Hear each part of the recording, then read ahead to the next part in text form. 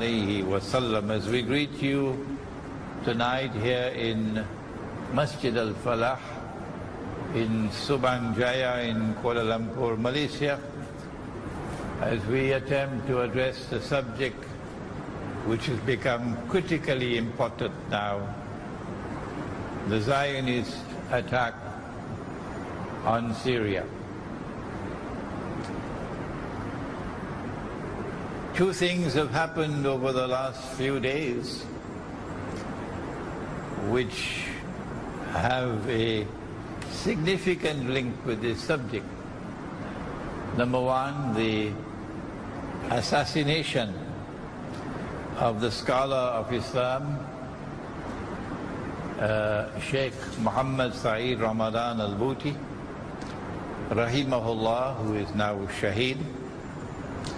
And the second is the Israeli apology to the Turkish government and Turkish people for the attack on the flotilla to Gaza 3 years ago, which took the lives of 7 Turkish citizens.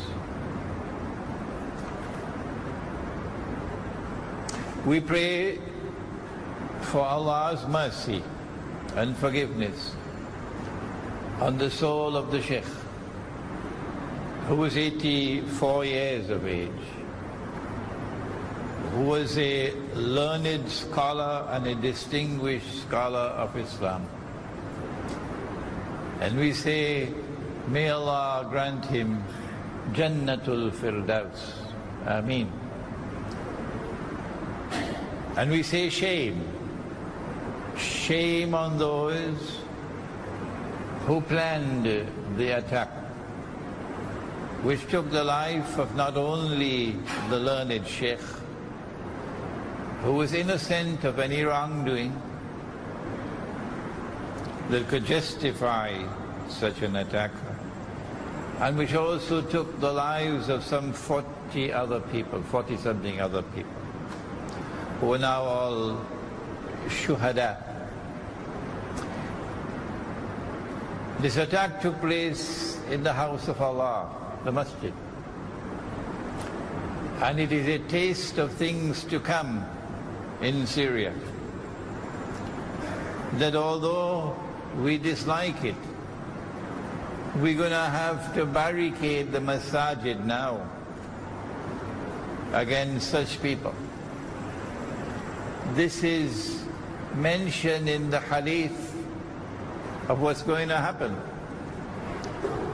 That when Dajjal is outside the masjid in Damascus, and Imam al-Mahdi alayhi salam is inside the masjid, and the salat is about to commence, Nabi Isa alayhi salam will come down, descend from the sky with his hands resting on the wings of 2 angels.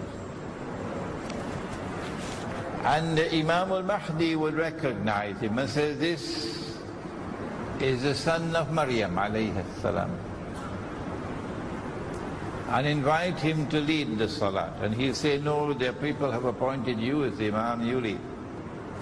And he would pray with us in accordance with the Sharia, which was sent down to Nabi Muhammad alayhi salatu wassalam. And after the salat is over, he will say, open the gates of the masjid, indicating that the masjid was barricaded for protection. And as the gates are open, he will exit from the masjid and Dajjal will see him. And when Dajjal sees him, he becomes so scared, he'll melt like salt melts in water, said the Prophet ﷺ, and flee. I mentioned this hadith to indicate to you what lies ahead now. That although we hate to do it, the houses of Allah will now have to show some response to what was done to Sheikh al-Bouti. This was an act of munkar, something which is evil. And Nabi Muhammad alayhi salatu wasalam has said that if you see something which is munkar, you must respond to it with your hand. And if you cannot do it, then with your tongue. And if you cannot change it with your tongue, then with your heart. So those who listen to this lecture and who in their hearts were glad and happy of what happened to the Sheikh and approved of it, you must know that you are a people with no faith at all. For this was surely munkar. And a people with no faith at all cannot wage a legitimate jihad. Our comments would not be complete if we did not mention that this is trademark Zionist behavior to engage in assassinations. The Israeli Mossad has assassinated so many people they have probably lost count now.